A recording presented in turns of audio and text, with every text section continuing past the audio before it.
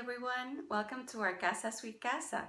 I'm going to be doing a little series on what worked for our bilingual homeschool for the year 2017-2018, and this one is about what we used for my 11-year-old. Come on in, come on in, come on in to our Casa Sweet Casa.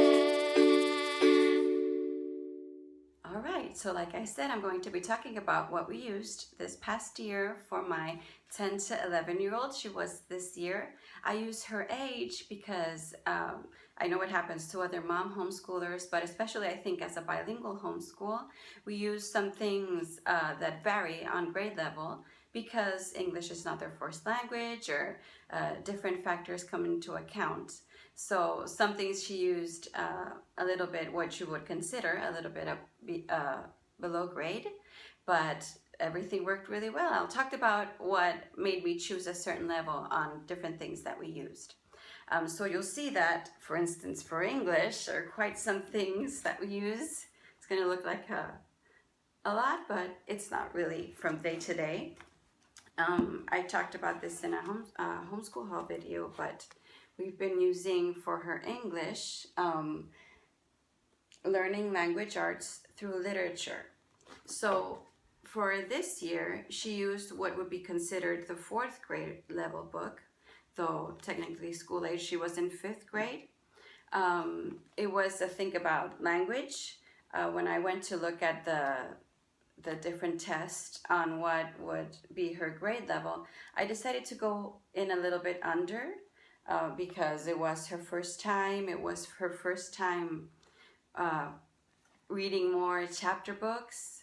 You'd be surprised, but in schools over here, they didn't read that many chapter books in English or in Spanish. So I really wanted her to be comfortable and not be frustrating. This first time around, this is the first English book she used.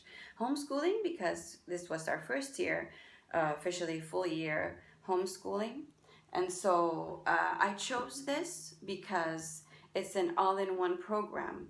And I can talk about this in other videos, but for me in bilingual homeschool, it's good to sometimes keep things all in one and make sure you're getting everything in. And then as we went on, I discovered that we needed to get some supplemental things.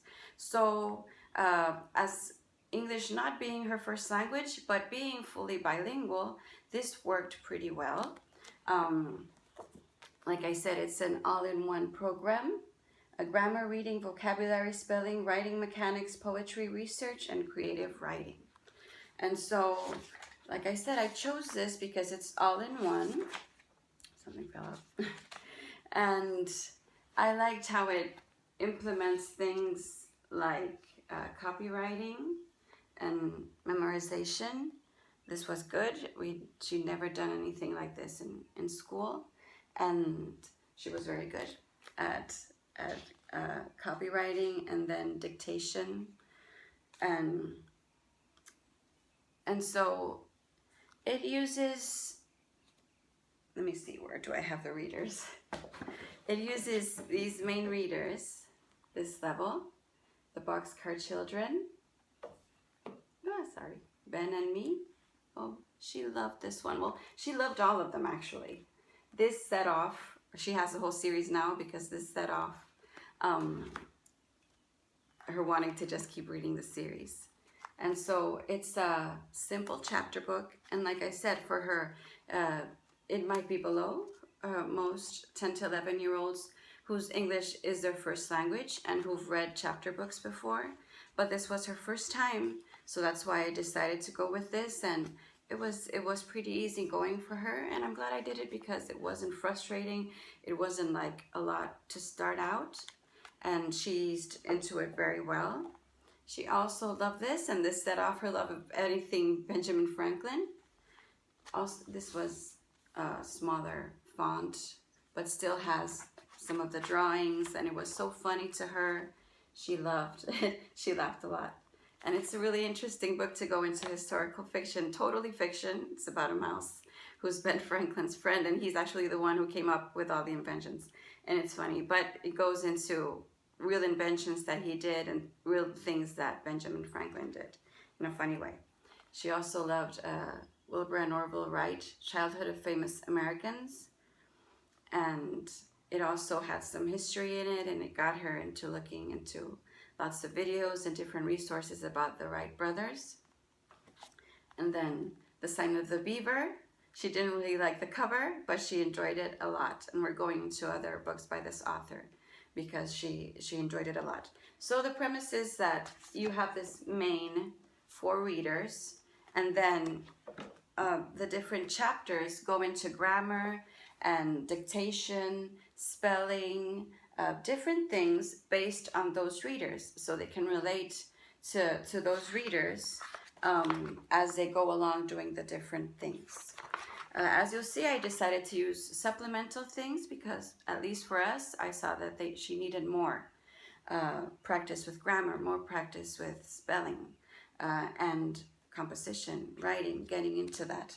So, like I said, I'm glad, sorry if I'm going too fast through it, I can do with something more specific on this one and how it worked in our bilingual homeschool, but I just wanted to show you what we used. It has the student book and then the teacher book, that some curriculums you can just kind of throw away the teacher book, but in this one it's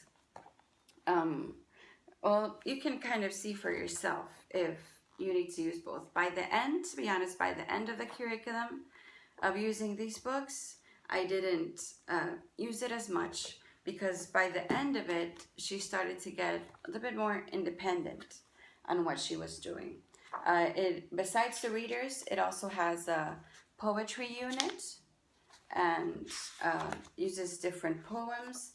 It also had a newspaper unit. There's a unit on your state, and well, Puerto Rico is not exactly a state, so some things didn't really match up on what we could use, but we did do the research on where we live, on Puerto Rico, but it was kind of more made for the actual states in the United States. But overall, I'm glad I chose this grade level for her. I think we're gonna fly a little bit more quickly through the next one, so to see if she can catch up to grade level.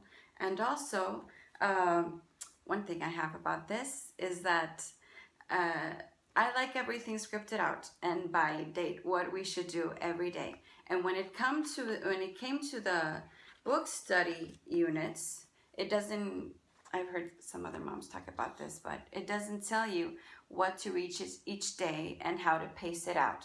So sometimes I was a little lost on how to pace out what book we were reading as we were reading it, because it has discussion questions for the chapters and different sequencing things of events and diagrams about the story on the different books we were reading, but I didn't really know how to pace it out. And maybe it's obvious, maybe it's something somebody could do easily, but I just like to not have to think about it and have it paced out for me, and well, it doesn't have that. But in general, we're gonna do it next year.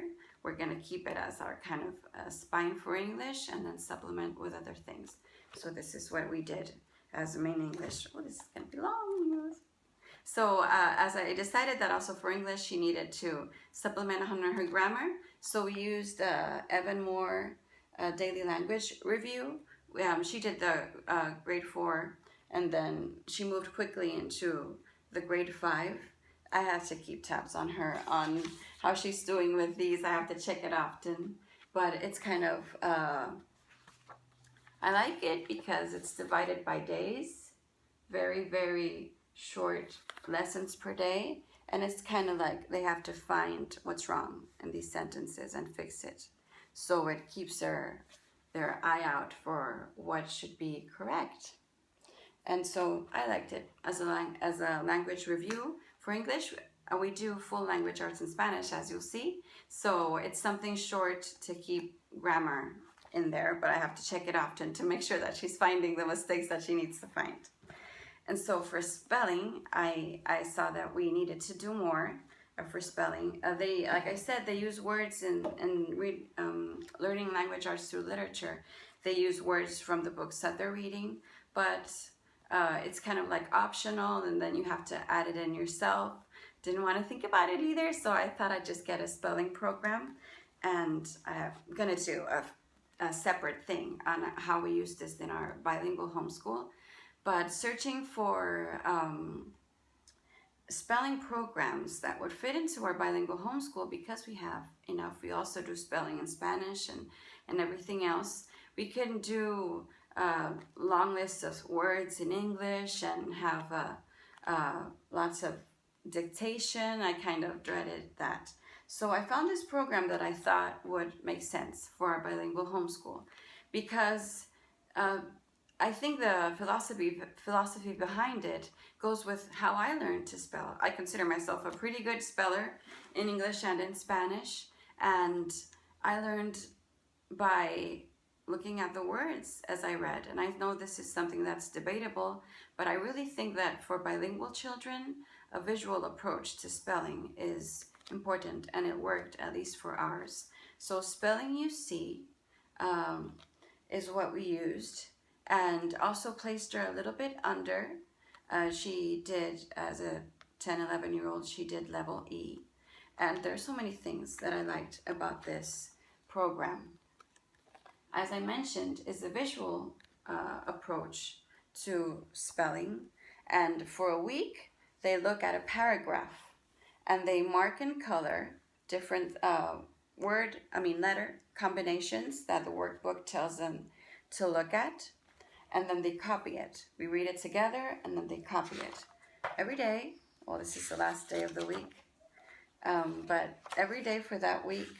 And it tells you explicitly that if you, for some reason, couldn't do it on that day, the dictation, that you can move on. And so I like that it was visual. It had colors that really attracted her into this workbook. She uses color pencils to mark out the different letter combinations, and then she copies it out. And then by the end of the week, I dictate it to her, and we see how visually she grasped how those words are spelled. And I talked about this in my 7-year-old's video, but they're different in their spelling capabilities. And my 11-year-old, she has a harder time with spelling. And so she was really glad to be able to remember at the end of the week how the words looked like. And it's important that it's visual, because when you're bilingual, you have to remember spelling rules for 2 languages, and it can be a lot. Spelling rules and exceptions for 2 languages, that's a lot. So if she can remember what the word looked like and remember visually what it looked like instead of spelling rules, that's a great advantage. And it really worked. I'm going to do a separate one on why this worked so much for us as a bilingual homeschool. So we used level E. And what I also liked about it, quickly, is that this one was about the American spirit. So it was about different figures in American history. And we're Puerto Rican, but we can relate a lot to, we go full talk about American, United States figures in United States history. And she loved looking into the different figures that the program talked about. So it just wasn't about spelling. She also got into the history of these people and what they did and what challenges they had and the different inventions and things they did. So it has the student workbook. I don't have it at hand, but it's actually 2 student workbooks and then the instructor's handbook.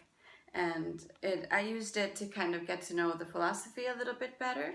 And also it has the dictation, little paragraphs, and also it has the cheat sheet for how they're supposed to be marking their different things. So we really liked it. We're going to continue. It is a bit pricey. It's good that it comes with 2 workbooks, because it is a bit pricey, and the shipping is brutal for this. I can't get it anywhere that gets me the free shipping.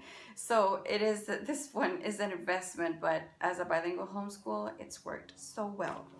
And so lastly, for our English, she started this ending the year. so she's still working on it. The jury is still out a bit on this. As I mentioned in a homeschool haul, I chose this because it's Susan Weisbauer mainly. And at first, she did not enjoy the way that it works. I think she's in a transitional moment to start into this program. So I went with level 4 because she'd never done it before. And so she's kind of age-wise supposed to be going to the next level. But we did Writing with Ease, workbook level 4. And at first, like I said, she did not enjoy having to read. You read kind of like a selection, and then you do an exercise on dictation and see how much she can retain and how she can summarize.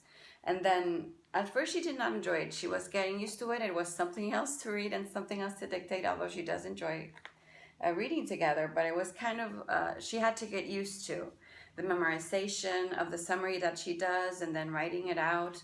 But now she's really good at it. She enjoys it. She enjoys the selections are very good. Like, for example, this is from the Young Oxford Book of Astronomy. There was something about Da Vinci. There were selections from other books. And she enjoyed the selections, and she got very good at her memory. At summarizing, she does need the guide questions to summarize. She still gets, but that's one thing I like about it. There's a section for the student, and in the beginning of the book is a section for the parent. And then it gives you, kind of scripted, what to ask them, what to explain before you read, and then what to ask them to help them summarize. And it gives you instructions on, this is how many times you're going to repeat it to them, and then they're going to write it back.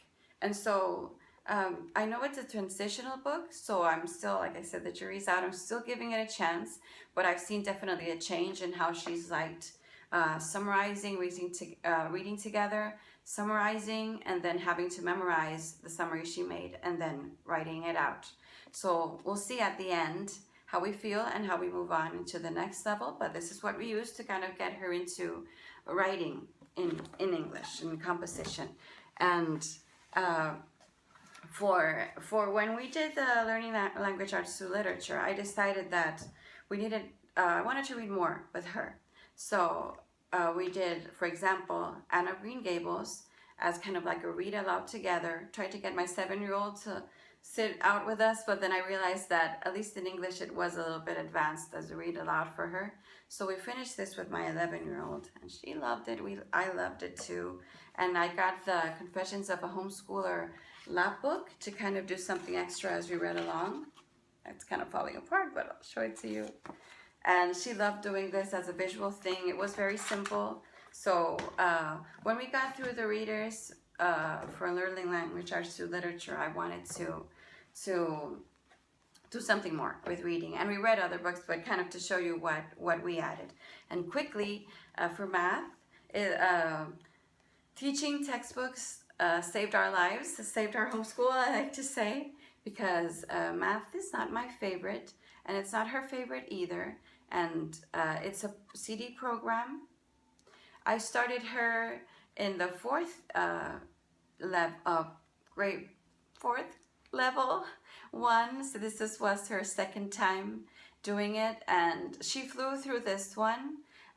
It's in English, the math, so I made sure that I started in the what would be considered grade 4 in this program, because she was learning math in English for the first time and kind of being more independent with her math, and she loves it. She loves sitting at the computer. I love it. It grades it for her. She had no problem understanding the concepts in English and being corrected. I think only once or twice she had to do a lesson again because it worked so well with her. So the grade level worked out great, and taking math in English and kind of more independently worked out great for her. So I definitely recommend this as a sanity saver for homeschool moms, and she seems to love it, so it's great.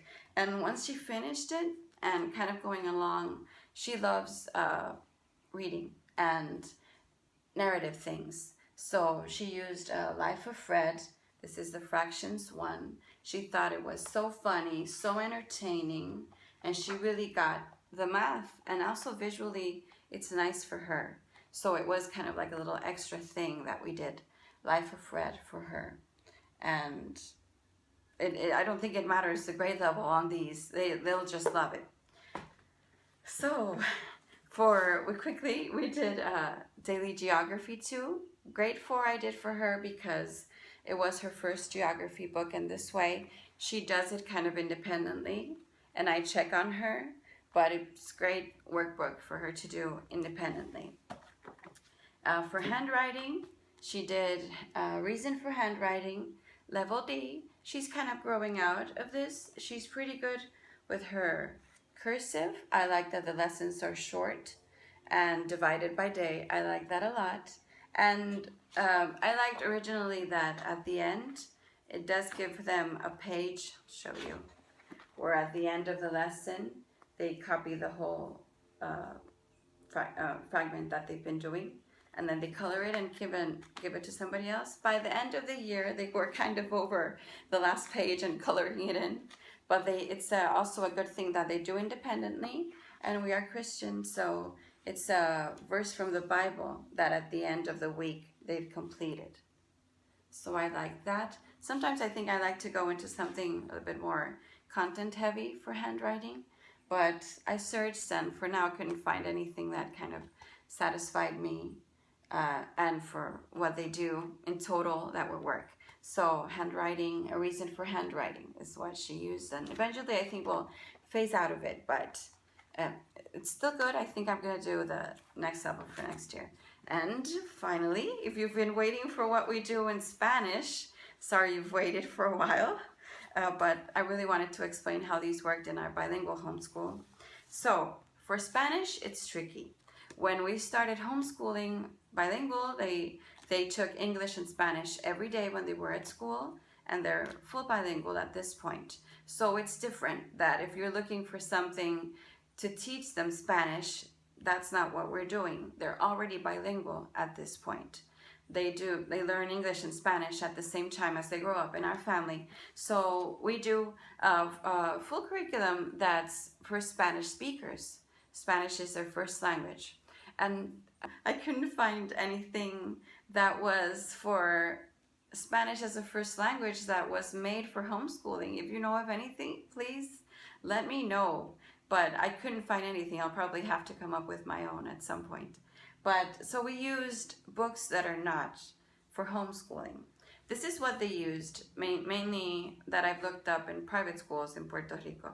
So it's from a publishing house for Spanish. It's Ediciones SM. And this is Aprender Juntos. I chose this one because it's specifically for Puerto Rican kids. Spanish is a language that varies a lot from country to country. So it would be difficult, I think, for them to use a program that's from Spain or a program that's from Mexico, because it's not the same. Some of the words don't mean the same and have different usage, and maybe even different pronunciations, I don't know. But this is approved by Academia Puertorriqueña de la Lengua, so it's from the Spanish Academy of Puerto Rico. And so this is what they use in most private schools, maybe also in public schools, and it comes with I don't know how they divide this, because the textbook is also a workbook, so it's not reproducible. You can't use it again. But this is the main book. And then it has a workbook that's kind of like a practice book. I'll show you inside in a minute. And we use it as our spine because frankly I can't find anything else that works for Spanish speaking Puerto Rican children. So the units vary on, this one's funny because it was about the Beatles, but it's all in Spanish, and they have different sections that have reading, and then they have practice. I like that they're colorful, and let's see if I can find something else. And then they have grammar units, or this one's about la obra teatral, about a play, and how the format of a play. This one's about prefixes and suffixes, prefijos y sufijos, and then it's made completely for school, so I have to adapt it. I'm gonna make a video on how I adapt it. But it has grammar and reading and different things. Some things I just have to work with it because frankly I can't find anything else. It's the best thing that I've found because it's for Puerto Rican kids and it's the Spanish that we speak, and it's kind of all in one. But like I said, I'll have to show you how we use it because it's not made for homeschooling. The pace it's different. It's just made for the classroom with lots of kids. And this is inside the workbook. This is about the placing accents. How do you call it? El acento. That we use in Spanish writing. And so it gets a little bit tough sometimes because they have to learn rules of grammar in English and in Spanish. So I have to adapt it in our bilingual homeschool. And lastly, they also have a vocabulary book. This one I have no qualms with because it is short lessons. It's easy to divide. It's something that they can do a little bit by themselves. It's just vocabulary practice for Spanish. This year she used right on level, 5th grade, and it's not that difficult for her actually. So I have to adapt it and add more into it. But basically, this is what we used. Something I want to work with is that we need to fit in more Spanish books for reading because so far we've enjoyed so much looking into our English readers, and we've added a lot of reading throughout and read alouds, and I need to do more with the Spanish, adding it in and making sure that we're reading good Spanish chapter books is what I mean. But this is what we use. Like I said, I will be doing something full on what we do and how I adapt this to our Spanish as a first language, but bilingual homeschool. And so, sorry it's been a little long, but I wanted to show you what we used, what has worked. We'll be using these again next year. I'm kind of easing into giving everything that I have a little bit of qualms with another try, and always looking into recommendations. So if you have anything that you'd like to recommend, I'd love to hear about it. But this is what we used for my 11-year-old this past year, and I hoped you saw some ideas and liked learning about how we use them in our bilingual homeschool. So we'll see you soon.